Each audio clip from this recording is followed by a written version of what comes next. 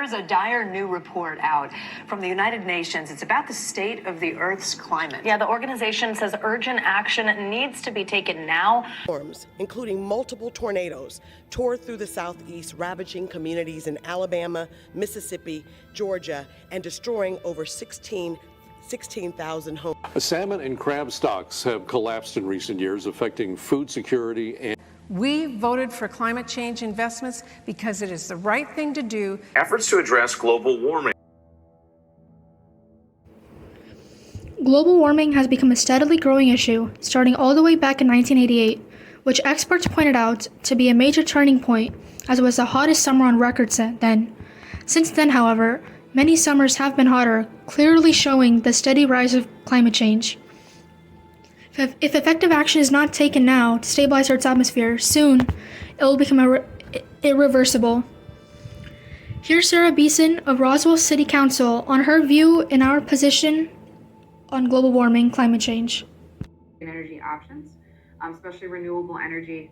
I think it's well known across the board that we have a finite amount of fossil fuels that we can continue to tap into. It's just a matter of if we want to begin to address those concerns sooner rather than later.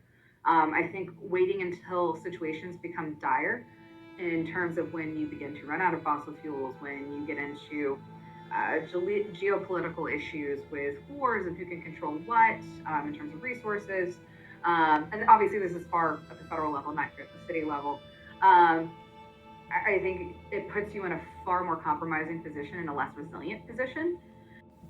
Here are the views of a couple of high school students on the same topic.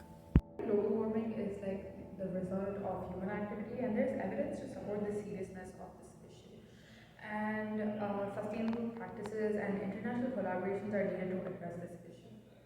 I feel like not enough people treat it seriously. I feel like it's a very serious issue, but it's takes a lot of time and money to fix, and people.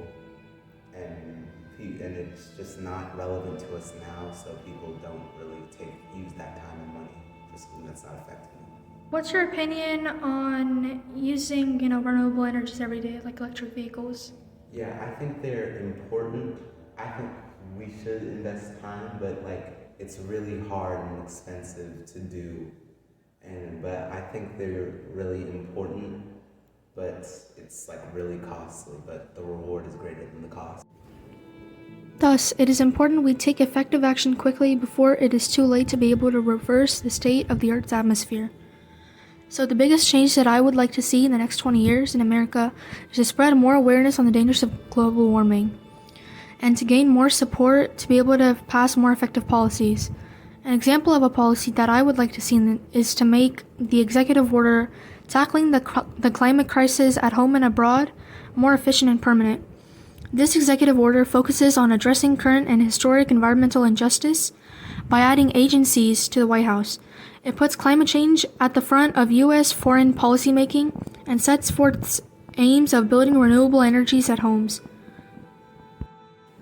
Although this seems like a simple solution, the major issue is that there are some people who believe that all this time and energy should be given to more important issues, or may just not support it because it affects their livelihood and businesses.